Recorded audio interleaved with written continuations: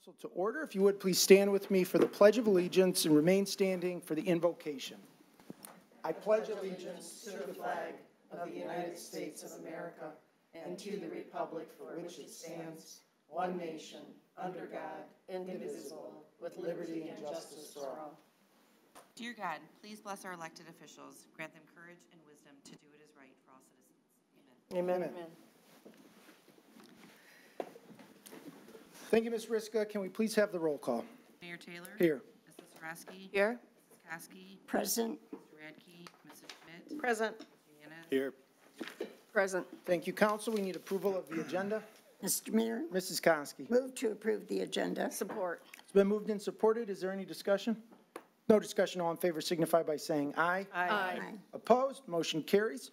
First item on our agenda tonight is a report from our city manager, Mark Vanderpool. Mr. Vanderpool. Thank you very much, Mayor. I wanted to let everyone know that we're going to have our second rain barrel event. So we're going to be distributing another 450 rain barrels. And this one is going to take place on July 8th, so this coming up Saturday. Now, you have to have one reserved, so if you don't have one reserved, they're already accounted for. But for those of you who have them, July 8th, you can pick yours up. Check our website, though, because we also have another one in mid-August. So once these are complete, we will have distributed 1,000 rain barrels to residents, which is pretty impressive. I'm not aware of another community in the state that has initiated a program like this. It's aligned with our sustainability plan. We've certainly had enough rain now over the last week to make good use of them. So watch for it. Even if you're not on the waiting list for them, we hope to have some grant money, additional money that we can allocate to this program. It's so successful. So I appreciate the interest from the community and look forward to talking about this in the future again. And as I mentioned at the last meeting, Sterling Heights has embarked on a journey to create a Vision 2040. So many of you have heard about our Visioning 2030 process. That plan has been underway now for over 10 years. We're now working on our 2040 plan. So this is a bold, audacious vision for the future in Sterling Heights. So we want to hear from all of you. What do you want Sterling Heights to look like in 2040? And what are your ideas on how we can get there? We had a lot of great public engagement when we developed the 2030 plan, and we look forward to similar engagement for the 2040 plan.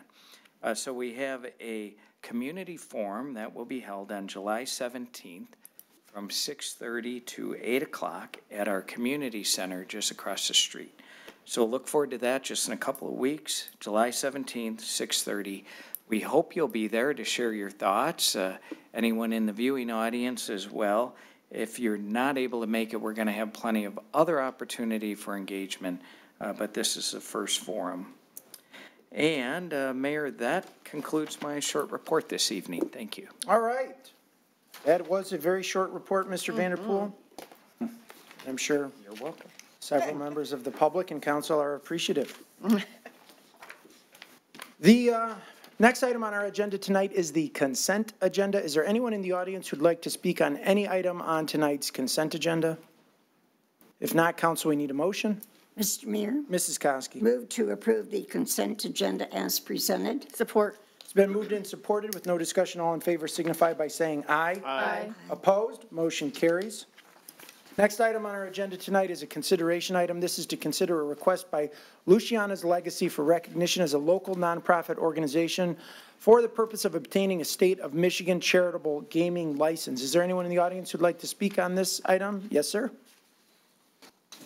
Hi. Come on up to the podium. Mm-hmm. Good thing.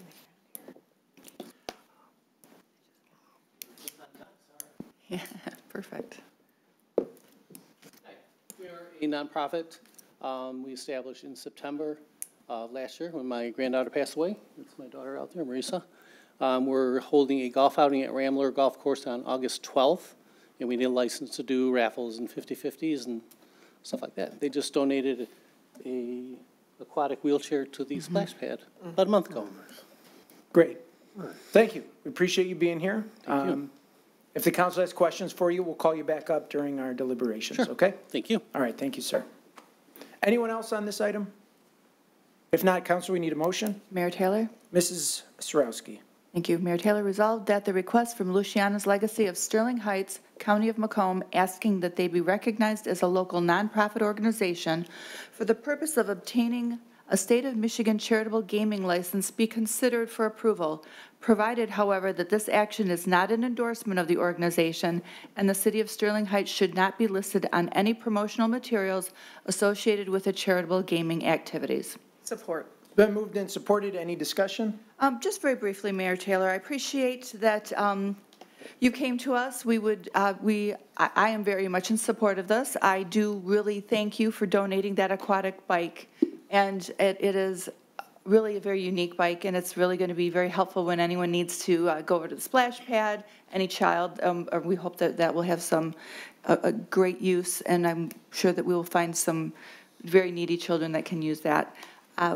I do also want to offer you my serious condolences because I can't even imagine losing a child. I have 4 of my own, and that is something that it takes more than strength.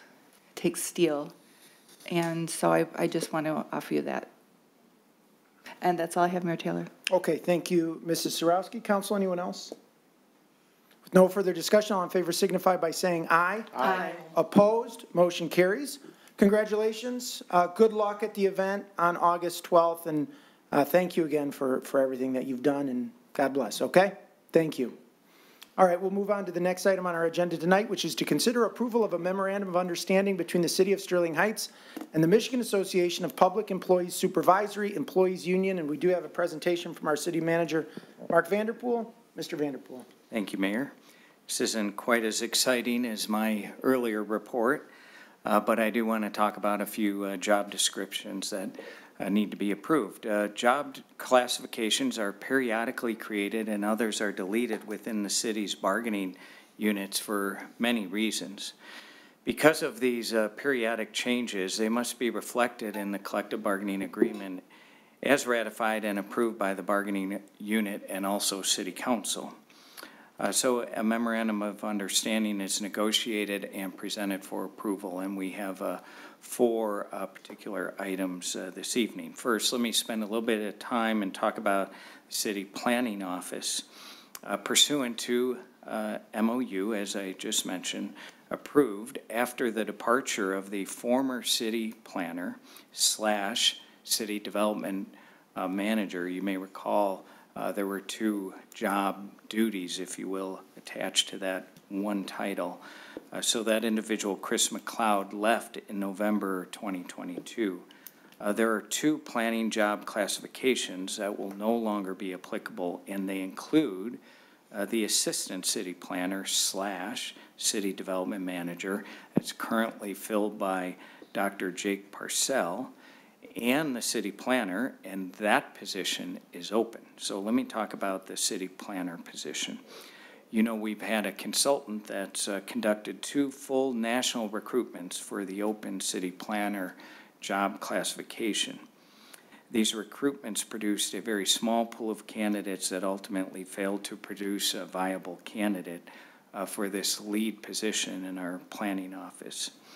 City administration does not believe it's prudent or necessary to continue the recruitment, and therefore we've determined that the assistant city planner / city development manager, Parcell, has proven to be a capable leader both within the Office of Planning and City Development, and thus we're recommending that the position be recreated and that Mr. Parcell fill that position. So it would be the city planner position that's being recreated with the city development manager duties attached to it as well. So currently the city development manager duties are attached to the assistant city planner position.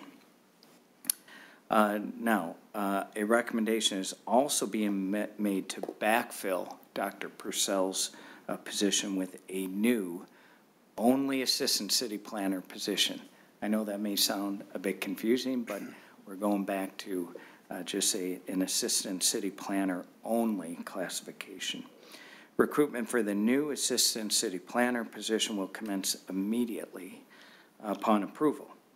The new job classification also achieves an objective of both city administration and the city council of developing a strong mid-level management pool of talent that is prepared to ascend to the director level if an opportunity is presented. So due to these foregoing changes, the former city planner and assistant city planner / city development manager job classifications created in November 2022 can be deleted from the collective bargaining agreement. Now, the good news with all of this, as confusing as it may sound, there's no increase in personnel resulting from these changes. It's really simply housekeeping. So that's item number 1 on this topic. The second one involves facility maintenance. With the departure of our facility maintenance director, city administration has had an opportunity to evaluate the future of this job classification, and we're recommending a new position be made to create a facilities maintenance manager to lead the Office of Facilities Maintenance. So this would not be the director level position, it would be a facility maintenance manager. This is a position classification that we had years ago. The director position was more of a modern change, if you will, created just a few years ago. Here again, the director position then will be eliminated from the collective bargaining agreement. Once again, there is no increase in personnel resulting from this more or less housekeeping change.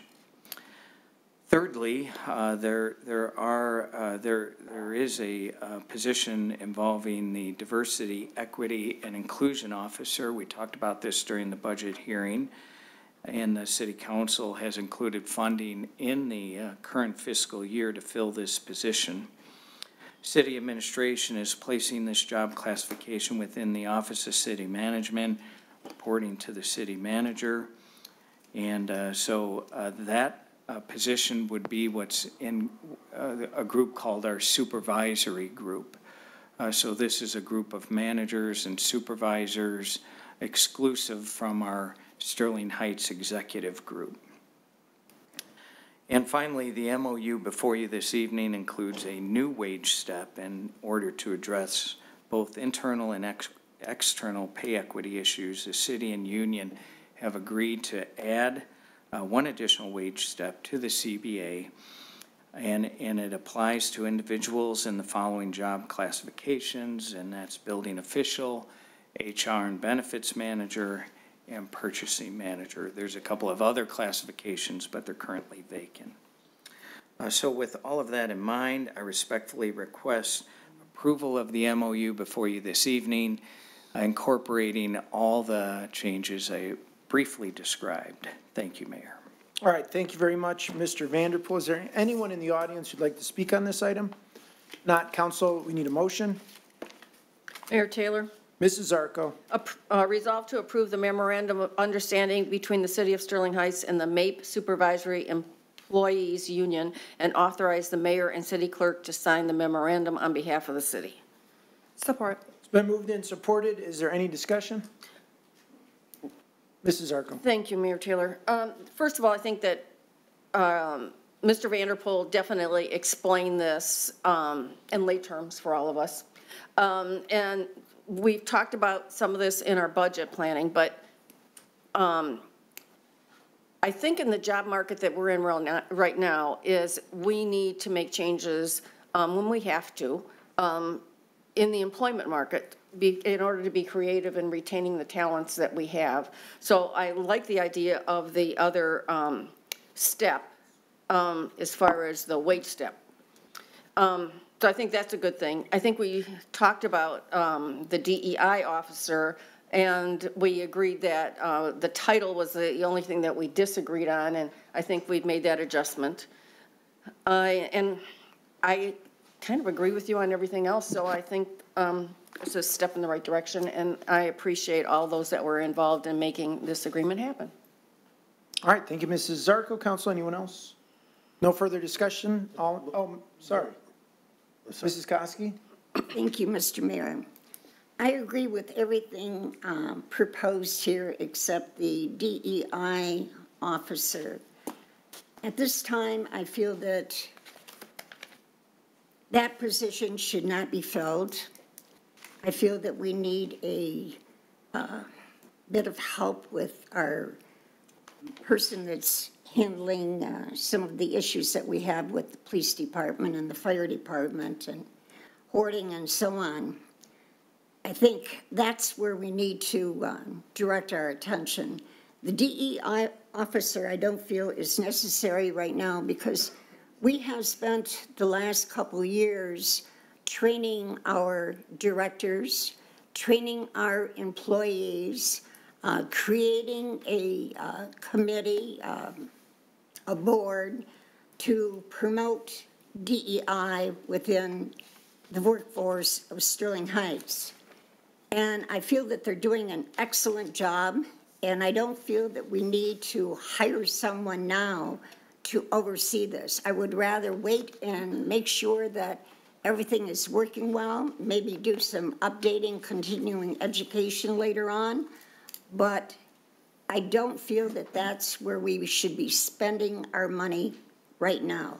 I feel that there's other offices that could be filled rather than this at this time. So I don't know if we can remove that one position or if this has to be postponed. I know it's an MOU, and I'm not sure exactly how that would work, but I cannot support this as written.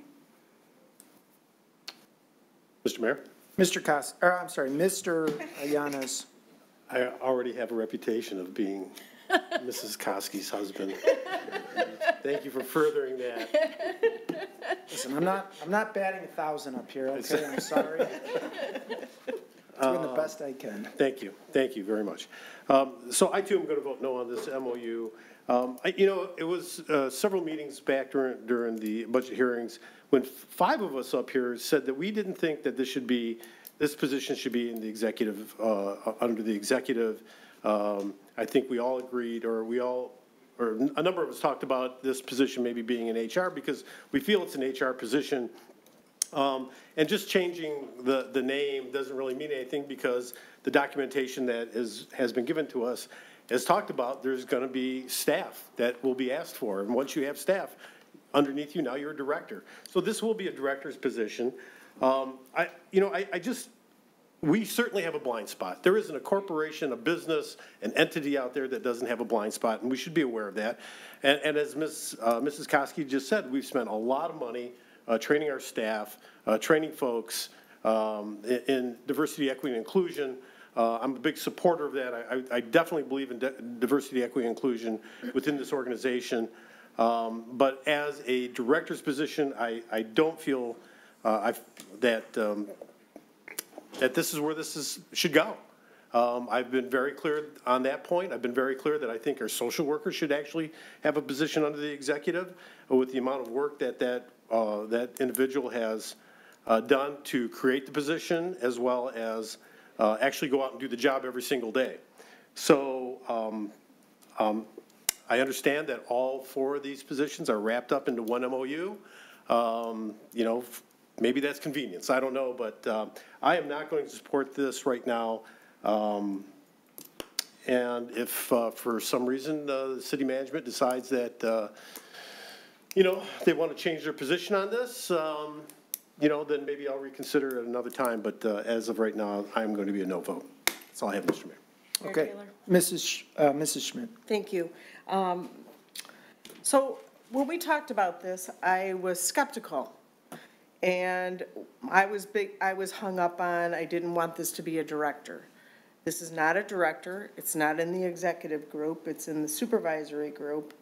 And what was enlightening to me was going to the MML conference. There was a workshop on the DE&I position in municipalities. And what I learned there was that we really do need to have this position in our city.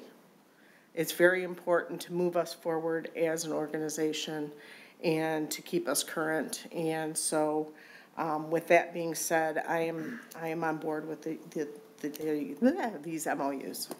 Nothing further. Thank you, Mrs. Schmidt. Council, anyone else? Mayor Taylor, unless Mrs. Strauss. I'll take the first stab. Okay. And then you can. Okay.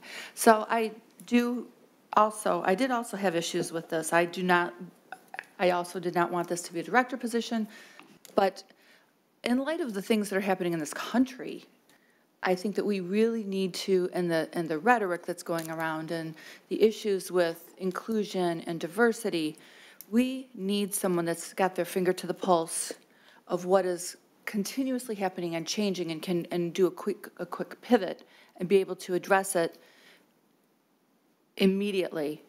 And so I do want that person. I do want someone now rather than later. And so I want to have someone here to get this going. We need to start sooner than later. I wish we had someone yesterday as opposed to coming soon. So I'm very happy to vote for this, and that's why it's very important to me to get somebody in. Thank you. Mrs. Zarko. Thank you, Mayor Taylor. Well, first of all, I'm glad that Mrs. Schmidt brought up the MML conference where we attended the workshop. And it was also brought up that we had a big discussion on whether this should be, what area of the organization this should fall into. And even talking to some of the state representatives that were in manager roles, there was a disagreement in where they felt a DEI officer should, where they should work. And in talking to one person, she thought it should be in HR. And in talking to another one, she felt that it was a step before you got to HR. And any resolutions that would have to be made would be handled there before they made it to HR. So then we could understand why this position shouldn't be in HR. And then through the chair to Mr. Vanderpool, let me know if I'm wrong, but I thought we were already budgeted in this fiscal year for another part-time social worker. Is that correct? Mr. Vanderpool. Excuse me. Thank you, Mayor. Councilwoman Zarko, you're exactly correct. In fact, what you approved in the budget is a second full-time social worker. So we're pleased to proceed with that. And Councilman Yenes is correct. I mean, she does phenomenal work. She does a great job. But as the mayor indicated too at the last meeting, we have a lot of superstars in the organization, including our social worker. The current one and soon to be the next one will undoubtedly be a star too. And it's just not feasible to promote them all to this particular classification. But, you know, we do pay competitive rates, and when we fall short, we adjust accordingly. And if we ever have to do that with the social worker or both of them, we certainly will recommend that accordingly. Thank you. Nothing further. Okay, thank you, Mrs. Zarko. Can I go one more shot? Yeah, go ahead. So I also attended that MML breakout session on diversity, equity, and inclusion, which was put on by the state director, who's a very sharp individual. And each department within the state has at least one DEI person. Some departments are so big they have to have multiple DEI people. I'm not even exactly sure what their title is, but it's a pretty big department under one director.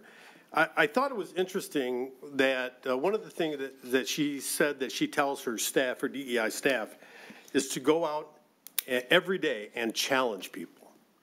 Challenge people. And I want you to think about when you go to work. And, you know, I know you're supposed to leave your home life at the doorstep, and you're not supposed to bring it to work, but, you know, sometimes you have a bad day. Sometimes you have a bad day, and sometimes you're having a bad day at work, and all of a sudden, somebody from the city is there to challenge you. Challenge you. Okay.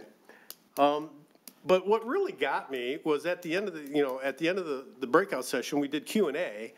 I asked her, how do you measure success? How do you know when what you're doing is making headway, that things are changing? How do you measure success? She says you can't measure it. Can't measure it. This is a woman who graduated from Berkeley.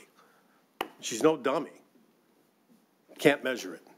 And we're going to pay, I don't know, the pay scale was 92 to 122,000, I believe, for a supervisory role, not a director's role, supervisory role, which will become a director's role once we hire staff for that person. You can't even measure. So what are we paying $100,000 a year to somebody for? I can measure when the social worker goes out and gets help for a senior or somebody with substance use disorder or whatever. I can measure when a supervisor makes sure that, you know, a street gets fixed or a sidewalk gets fixed or what have you. We're going to bring this person on, and I'm not saying, like I said, we have blind spots. I believe it should be under HR. I believe it should be under HR.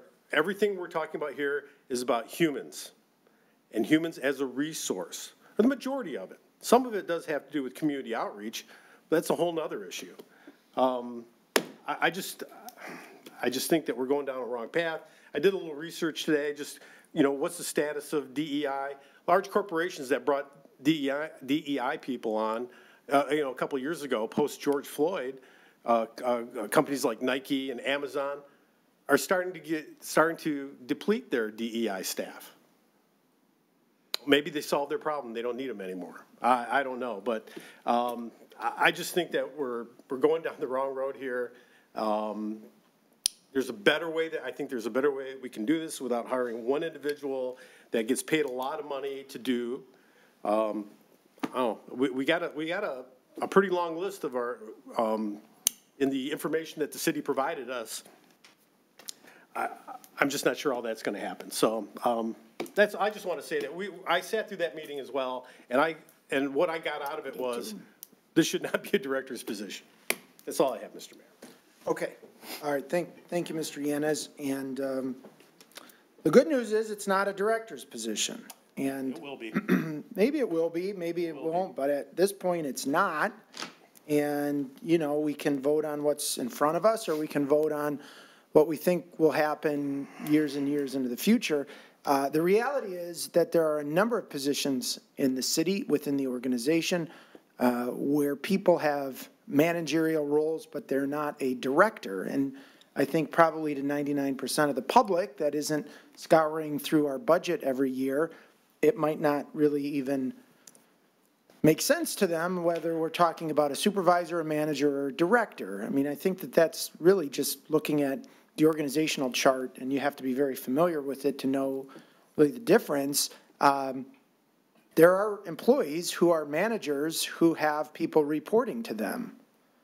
I'm certainly by no means an expert of the fire department here, but I know that there are officers within the fire department, and my assumption is that less senior members of the fire department report to more senior members of the fire department, and so on.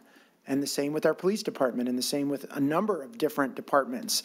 I'm going to be voting in favor of this. I'm in favor of the position. I understand the arguments for and against it. And honestly, I don't think that we should draw a line by saying we're not going to do, it's just a very, I don't know, it's sort of to me an odd line to draw. At a DEI officer, we're going to say no because of the classification of the job? I don't know. It seems pretextual to me. There are a lot of functions a city provides, a lot of services a city provides, which are hard to quantify and hard to determine whether we've been successful or not. Take our library, for example. I mean, how do we know whether the public money we spend on the library is successful? How do we know whether that money couldn't be deployed better somewhere else? You know, are we going to start having those discussions about our library? We all, I think, understand the benefits of the library, the inherent benefits of the library. But if I had to go out and quantify, if we spend X number of dollars on our library every year, is the public getting, what value is the public getting from our library? I don't know. How would you even go about quantifying something like that? Sterling Fest. We spend money on Sterling Fest. Does the public benefit an equal amount or greater from the money that we spend on Sterling Fest? I don't know, you could ask 10 people and you'll get 10 different answers. There are a lot of those functions: music in the park, patios and pints, the farmer's market, you know, a lot of what our community relations does. You know, where do we draw the line? And so to me, this is a strange place to draw the line. I think we will benefit. We are one of the most diverse cities in the state of Michigan. We have a diverse workforce. We have a diverse population. We have a not very diverse city council. And we have a not very diverse city administration and not very diverse directors. And that's fine. I'm not out here saying we need to just go start firing directors and start firing city council members and appoint minorities. That's not what I'm saying. What I'm saying is that we can't think that we know the best way to serve a public that doesn't necessarily reflect the way we look and hasn't necessarily had the same experiences that we've had. So to me, I think this is a very important position for us to fill, to see where it goes, to not necessarily say, hey, you know, within 3 months you need to show A, B, C, D, and E. No, we need this person to come in and help us to run a better organization, take care of our employees in a better way, and provide services to our public in a way that we don't necessarily, like others have said, blind spots, where we don't know where our blind spots are. So I'm not going to nitpick job classifications and say, hey, we could hire another this or hire another that. I mean, we can do that until the cows come home. We all got the email today. Don't approve the the soccer field lights because we need to improve the trails.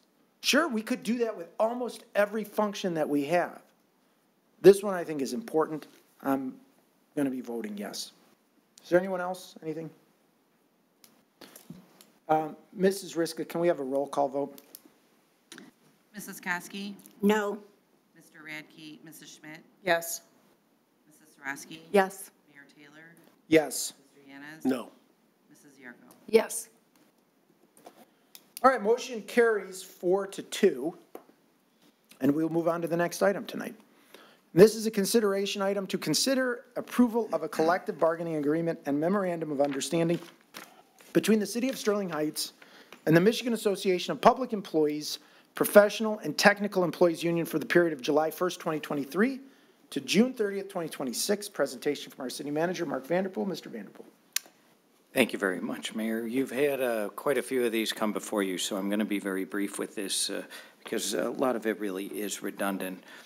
As you mentioned with your opening comments, the subject bargaining agreement did expire June 30th, so we had to negotiate a new one, of course. And the highlights of the new agreement include the following. The term will be for 3 years, consistent with all the other CBAs that you've seen come before you the last year. And the wages will be 2% the first year, 2.5% second year, 3% third year. There's also a number of new classifications that have been incorporated into this new CBA, and that includes the IT coordinator. All of these have been approved in the current budget, purchasing coordinator, and the GIS specialist. The base medical and hospitalization plan remains the same that all the other groups have, and that's our high deductible plan. Employees will continue to pay 10% of that premium, and that will be the plan they take into retirement for those who have retiree health care. As you know, we eliminated retiree health care, but there are some that are grandfathered into retiree health care. The new CBA will increase the tuition reimbursement from $2,000 to $3,000 for undergraduate coursework, and also a maximum of $4,000 per year for graduate degree coursework.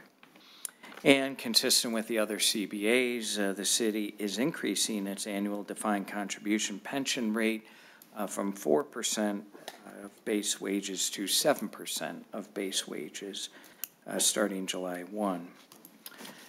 And this group will also have the same flexible schedule. It's called 975 or 980, depending on individual's work schedule. And that is in essence where an individual works the same amount of hours in a 2-week period, but they work a longer day, a shorter lunch hour, and then they receive every other Friday off. So it's 2 groups, they're staggered. So we're always staffed on Friday. It is our lightest day at City Hall in terms of traffic. So City Hall hours don't change, there's no decrease in services, but it provides flexibility for employees. So they get 26 Fridays off. This is in lieu of remote working. We no longer offer that, but still provides a high degree of flexibility, very important for employee retention and attraction. The police and fire departments have similar hybrid schedules, and this has proven to be highly popular in those departments. All the other provisions in the CBA remain as the same as the expiring CBA. So with all that in mind, I respectfully request that the mayor and council approve the collective bargaining agreement before you this evening. Thank you. Okay, thank you, Mr. Vanderpool. Is there anyone in the audience who'd like to speak on this item? If not, council need a motion. Mayor Taylor, Mrs. Schmidt. resolve to approve the collective bargaining agreement and the memorandum of understanding between the City of Sterling Heights and Michigan Association of Public Employees, Professional and Technical Employees Union for the period of July 1st, 2023 to June 30th, 2026, and authorize the mayor and the city clerk to sign all documents required in conjunction with this approval. Support. Been moved and supported. Any discussion? No, Mayor Taylor, I think this is just, a continuing, the CBAs are coming at us and they're all basically the same, so I'm very comfortable with it. Thank you. Okay, council, anyone else? No further discussion. All in favor signify by saying aye. Aye. Opposed? Motion carries. Next up is a consideration item, and this is to consider appointments to the City of Sterling Heights boards and commissions. Is there anyone who'd like to speak on this item?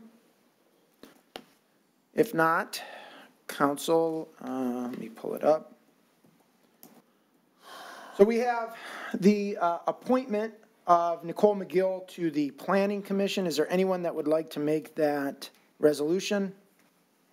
Mr. Mayor, Mr. Yanez. resolve to appoint Nicole McGill to the, I'm sorry, what term is this? Planning Commission. To the Planning Commission, to the term, I guess I do need new reading glasses. They looked so fancy, I thought they would be helpful. They're not. To the Planning Commission to the term ending June 30th, 2026.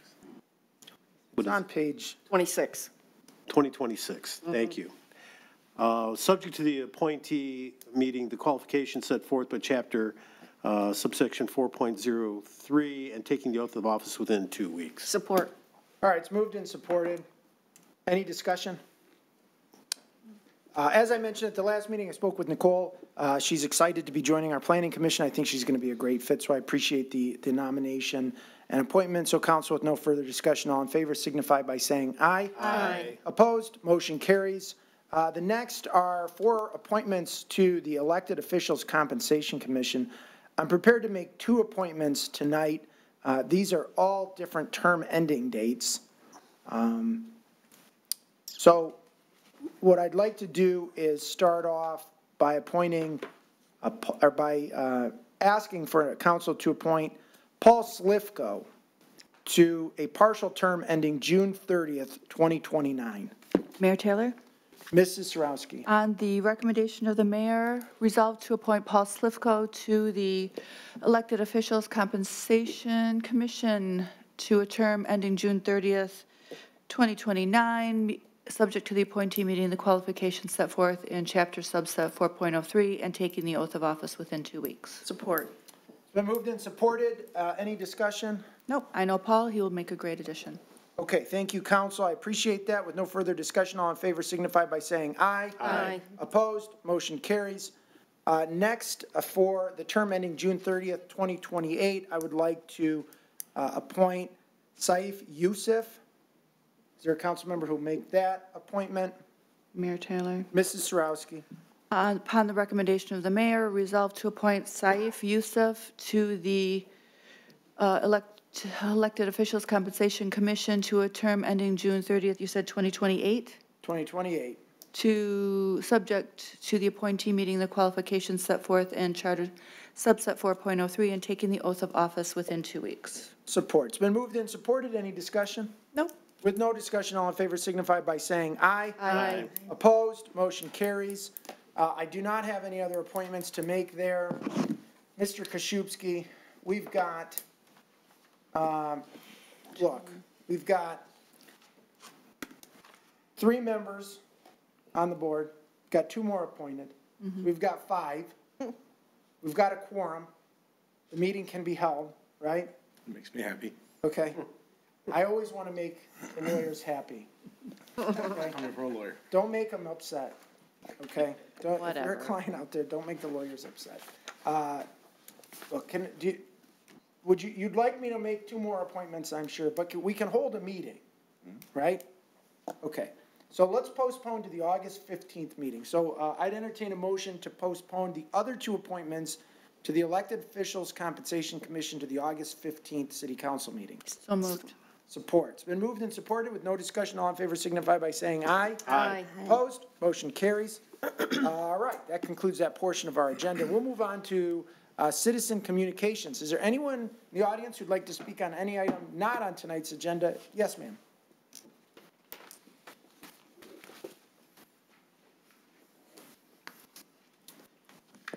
Good evening. Dear City of Sterling Heights board members and Mayor Taylor, my name is Sijana Djinic, and I am a member of Bosnian American community here in Metro Detroit. I am also a member of the international expert team of the Institute for Research of Genocide Canada for the City of Sterling Heights, an institution that initiated the resolution proclaiming July 11th as Srebrenica Genocide Remembrance Day, and the week of July 11th as Bosnia and Herzegovina Tribute Week. Our Bosnian American Islamic Center of Detroit is located in the city of Sterling Heights. Some of you attended the groundbreaking ceremony for our center back in March. It was a cold day, so just to remind you. How could we forget? Yes. Thus, on behalf of the entire Bosnian community, more than 20,000 of us, I would like to thank you for adopting today's proclamation. To understand the significance of why we are gathered here today, I would like to provide you with background information about our birth country, Bosnia and Herzegovina. Bosnia is recognized as being a melting pot of cultures and ethnicities, just like the United States, in which people of all religions lived side by side for centuries. This is reflected by the fact that the capital city of Sarajevo is known for being the Jerusalem of Europe, as the only European city to have a mosque, Catholic church, Orthodox church, and synagogue in the same neighborhood. In spite of that, following the breakup of Yugoslavia in 1991, everything changed. The European community and the United States recognized Bosnia's independence on April 7, 1992. 2 days later, the Serbian Democratic Party, whose members wanted to be part of the Greater Serbia, launched an offensive with the bombardment of Bosnia's capital, Sarajevo. This was the beginning of the war that resulted in more than 100,000 people killed and over 2.2 million people displaced. In addition, rape was used as systemic violence targeted against women, and as the result of it, it is estimated that 50,000 women were raped during the war. The war culminated in July of 1995, when more than 8,000 Bosniaks were slaughtered within a week in Srebrenica city and neighboring villages by the Serbian army. The aggression in Bosnia lasted for full 3 years, from April 1992 till December 1995. The war ended on December 14, 1995, when the Dayton Accords were signed here in the United States. In 2004, the International Criminal Tribunal for the former Yugoslavia and the International Court of Justice have ruled that the massacre was an act of genocide and that the rape was a crime against humanity. This is the first time in Europe and elsewhere. In 2005, the United States Senate and the House of Representatives passed a resolution acknowledging the genocide that the Serbian forces perpetrated in Srebrenica and all of the Bosnia from 92 to 95. In 2007, the International Court of Justice found that Serbia had committed a breach of the Convention on the Prevention and Punishment of the Crime of Genocide by failing to prevent the genocide from occurring.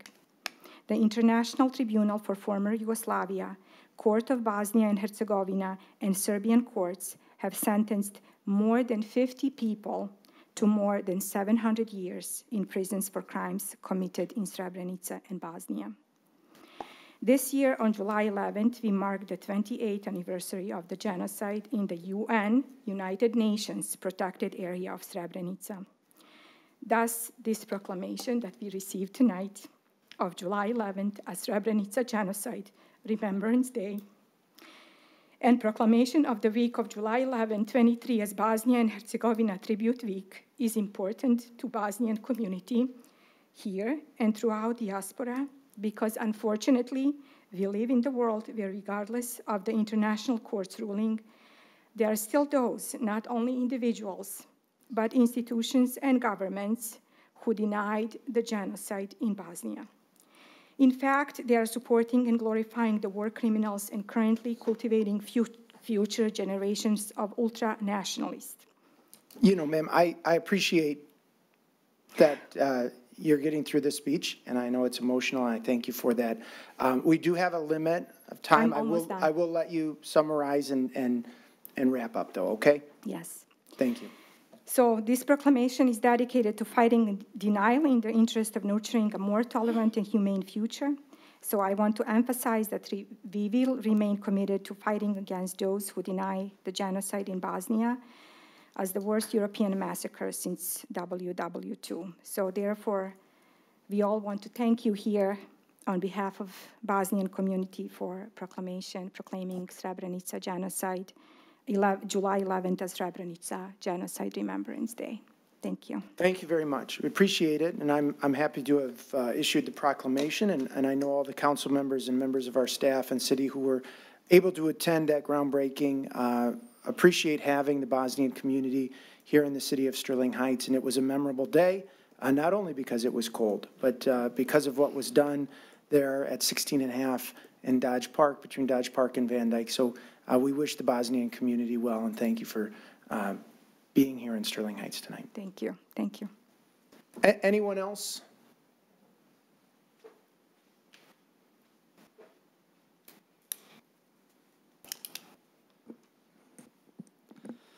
Good evening, and peace be upon you.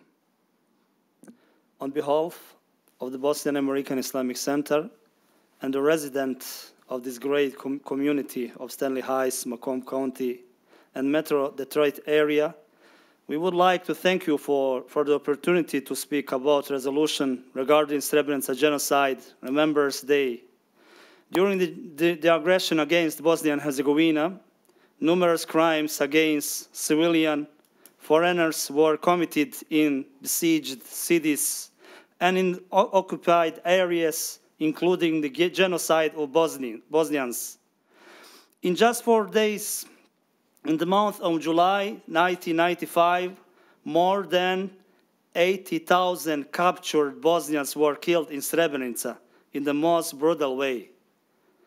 Despite the fact that Srebrenica was declared a protected zone by the United Nations, the great Serbian aggressor liquidated and buried thousands of captured Bosnians in mass graves within 1 week, buried hundreds alive, and slaughtered men, women, and boys, killed children in the front of their mothers, raped women and girls, deported about 13,000 people, mostly women and children, and this is the worst crime in Europe since the Holocaust.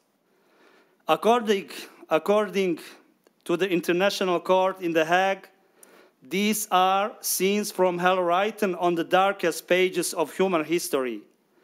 God says in the Holy Book, anyone killed, a person not in retaliation of murder or to spread mischief in the land, it would be as if he killed all mankind. And if anyone saved a life, it would be as if he saved the life of all mankind. As a religious leader, I pray to God that this doesn't happen again to anyone. One more time, we would like to express our gratitude to the board of Stanley Heights for continued support of Bosnian community and our mosque. Thank you, thank you, thank you, Stanley Heights. Thank you, sir. Appreciate you being here. Anyone else tonight?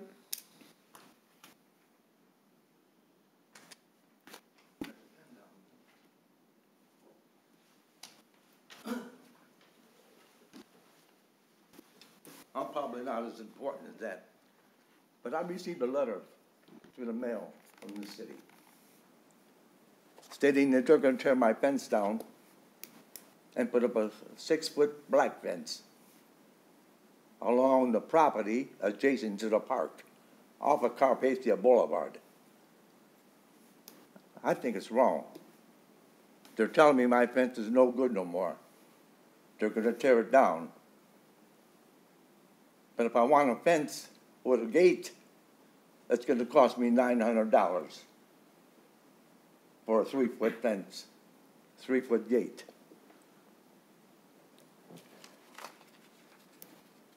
You know, I've been in that house for 50 years.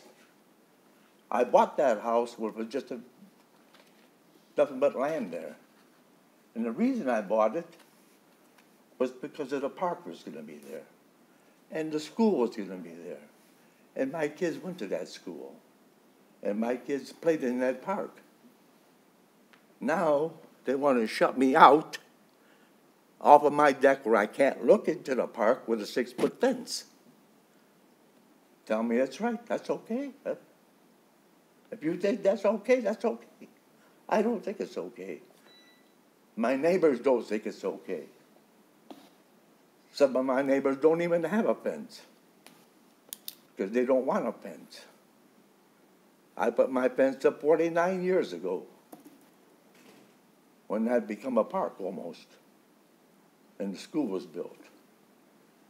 Now they want to take this away from me? I can't watch my grandkids play in the park. I can't sit on my deck and watch my grandkids play in the park because they want to take it away. Why do they want to take it away? Give me an answer. Why don't they take it away? So, What's sir, the matter with the fence that I got? Sir, we're not going to engage in back and forth just because it's not part of our council rules. We don't go back and forth with residents, but I don't mean to say that to blow you off. I'll tell you, I'm not aware of this situation. This is the first I'm hearing of it, okay? So our city manager will definitely respond and give us an update right now, you know, as soon as this portion of the agenda is completed. If you want to leave the city clerk, your name, your phone number, and your address and your email address, if you use one, somebody will reach out to you and the city council will be updated on what this situation is. Because like I said, this is the first I'm hearing of it. I don't have any idea what you're talking about, and I don't know why that's the policy, and don't know. Here's the letter. You want to see it? If you give it to our city wanna read clerk, if you give it to our city clerk and Who do I give it to? our city clerk right there, Melanie Riska, and then if you want to provide her with your, You tell me about it. just provide her with your contact information, and we'll get you a response, okay? Is there anything else you want to tell us right now? Somebody better respond, because I'm not going to let them tear my fence out. I bought that fence. I put it in myself. There's nothing wrong with that fence. But they want to tear it up because they said there's something wrong with it. It's dilapidated. It's not dilapidated. None of those fences are dilapidated. And if they think that's why don't they put a fence up around a basketball court? That's as old as my fence. Tear it down and put up a new fence. Why pick on the residents? Okay, sir. Well, I'll take a look at the letter that you got, and I'll have Mr. Vanderpool provide a response as best he can tonight. And you have my word that somebody will be reaching out from you, whether it's from city administration or from code enforcement or city development, and we'll get you a response. And if we need to get back out there and look at the fence again and come up with some alternatives, you know, I commit that we'll do what we can. You're Okay? gonna get in touch with me? Yes, if you give her your Is my name on there? name, phone number, email address, any other contact information you have, okay? All right, thank you, sir. Anyone else under communications from citizens? Not, close that portion, and Mr. Vanderpool? Thank you, Mayor. Just a brief update on the fence. We do have to periodically replace fencing at parks, but we will take another look at this situation and see how bad the fence is. I don't know that it can be deferred, but we'll take a look, and we'll also take a look at the access for the resident that spoke. So I will provide an update to the individual and to the city council as well expeditiously. Thank you. Okay, thank you, Mr. Vanderpool. Mr. Koszybski, anything tonight? No, Mayor. Okay, council, any reports, new business? Mayor Taylor? Mrs. Schmidt? Yes, please. Thank you. So here we are, the day after 4th of July. And no pun intended, my phone and my emails have been blowing up. My dog was almost put into cardiac arrest last night. We had a 30-pound weighted blanket on her, and she's 65 pounds.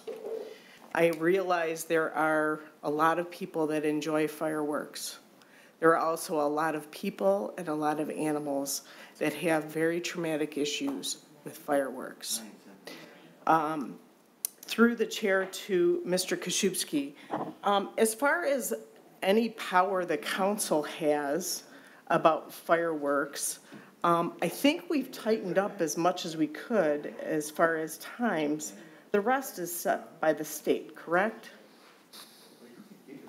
Mr. Koszybski? Yes, absolutely. The state provides certain dates of a year that the city council cannot adjust because it's done by state law. It preempts us. The city, however, has banned the use of commercial fireworks. Hold on, sir, I'm sorry, sir, we're trying to conduct a meeting still here, sir. We've got your information, You got to speak up, I got hearing aids. I know, I'm sorry. We're conducting the meeting. We've moved on to other items right now, and we need you to take your seat, or at least just give her your information, and then we'll be in touch with you as soon as we can. But we need to continue the meeting, okay? Okay, but I'm gonna leave. Okay, that is fine. We will be Okay. in touch with you tomorrow or the next day. Because that's gonna take place on the 31st of this month. Okay, we got plenty of time. We got plenty of hope it time to get it don't. resolved. Okay, Okay. thank you, Thank you. sir. All right, Mr. Koszybski, please continue. Thank you, Mayor. Yes, to reiterate, the state has set aside certain days of the year that are preempted for local control that allows for fireworks to be done. We can't do anything to ban those days. The city has taken the proactive measure, however, unlike several other communities, we've taken the action to ban commercial grade fireworks on any other day during the year. Unfortunately, for some, or fortunately for others, we can't do anything more. We've done everything we can to limit it, from our police department going out and issuing tickets to trying to give as much education on the time in which they're allowed to go. And like, for example, today is a day you cannot launch fireworks on July 5th because of the way it fell this year. So I'm going to suggest that people who have had damaged vehicles, damaged gazebos, damaged canvas, damaged pools, damaged roofs, whatever's been damaged, you need to contact the Sterling Heights State Delegation, Mr. Shannon, Ms. Menster, Ms. Chang, Mr. Bueno, Governor Whitmer, Mr. Weber. Forgot about him, he has little Mr. section. Kuhn. And Mr. Kuhn. Yep. You need to contact every single one of them and send them the pictures, because I'm going to. I'm going to send them my own pictures.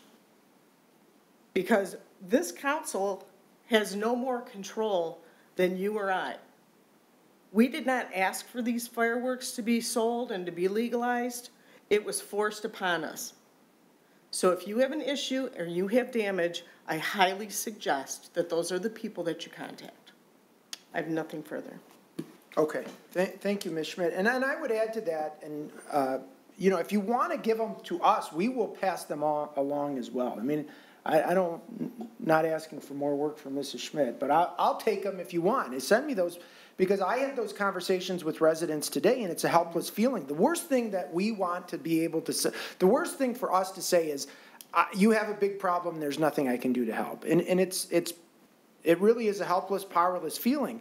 We are held hostage by this state law, and until the state law changes, until they give us more control over the situation, we're going to continue to have it. Everyone I've talked to has the same experience. I mean, it's like a war zone. Mm-hmm. I mean, I don't know what it's like being in a war, but I can kind of imagine laying in my bed at 1 o'clock at night. It's ridiculous. And what we've said is that we could have every police officer that is employed by the city of Sterling Heights out on the streets between 10 p.m. and 1 a.m. on these busy fireworks days. It wouldn't make a dent in enforcement. How are you going to enforce it when there are literally thousands and thousands of people doing it? So we definitely call on our state legislature. Thank you, Mrs. Schmidt. Council, Mrs. Arco. I want to pile on. Okay. Because I worry about the, you know, the vets that are returning home with PTSD, and this is going off, and it is scary, and it's not something that we should ignore. We have to be proactive on this. But I have to tell you, the more I've been working with MML and traveling the state, the more I realize that we need local control.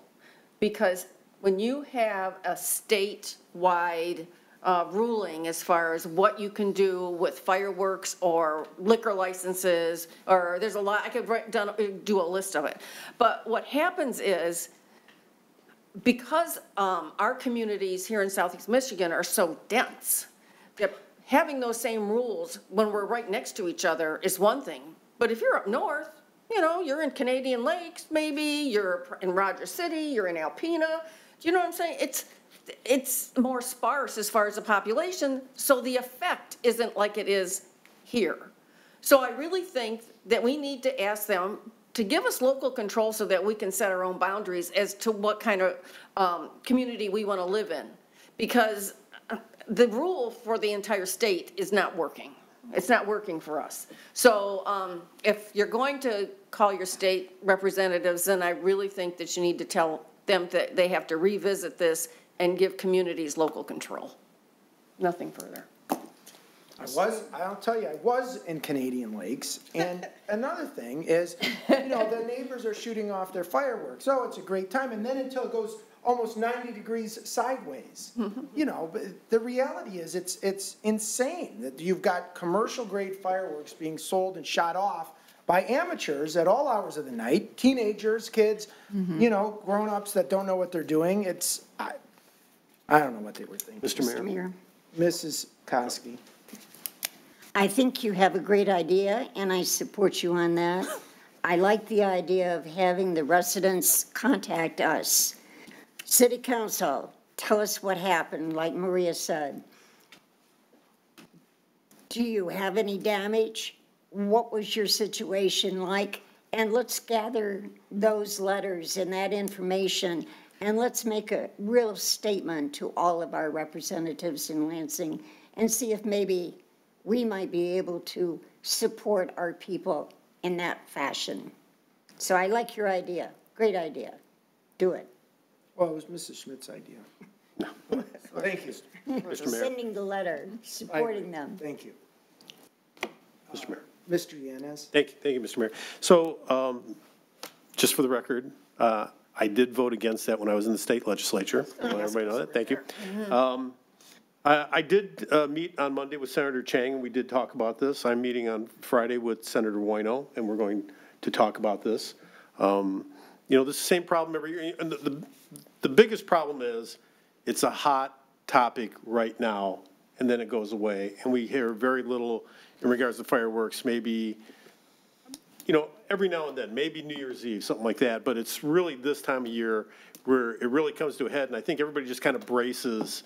When I say everybody, people like up in Lansing, they just kind of brace and they just ride the storm out, and then people forget about it until next 4th of July. But something really needs to be done. So Without objection, I would like the city to provide city council with a report on how much overtime and the approximate cost of that overtime from the police department that the taxpayers had to pay in regards to patrols for fireworks. I'm assuming that's possible. Hearing no objection, Mr. Vanderpool, you have direction. And I will certainly take that information to our state legislators and let them know what this law is costing us. And we are getting nothing back in return. Mayor Taylor, can I just ask a question? Yeah, Mrs. Schmidt. Through the chair to Mr. Vanderpool, or I don't know, whoever, I just thought of, you know, the Italian festival is going to have fireworks that have been approved. So do you want that overtime included with that report? No. No, those, so anybody who pulls a permit and fires commercial fireworks, this is for residential, residents who use commercial grade fireworks. Okay, I just wanted to make sure. Because I imagine if there's a group in the city of Sterling Heights that's pulled a permit and is doing a fireworks presentation and if the city administration believes that it's gonna require a police presence, that would be included. That would have to be paid for, right? Okay. All right, thank you. Anyone else? I think it's just me and you. Okay, You're good? I'm good. Okay. I happen to love fireworks. I mean, I like them look, only in, everybody- I love them, but I love them in commercial displays. So I'm just not going to make a comment. I don't like the residential displays, just saying. We drove back to Look, I our, think we all kind of appreciate the fireworks, and I think we should all appreciate, you know, the spirit that the fireworks are shot off in, which is that we're celebrating Independence Day and celebrating this great country and the freedoms that we have.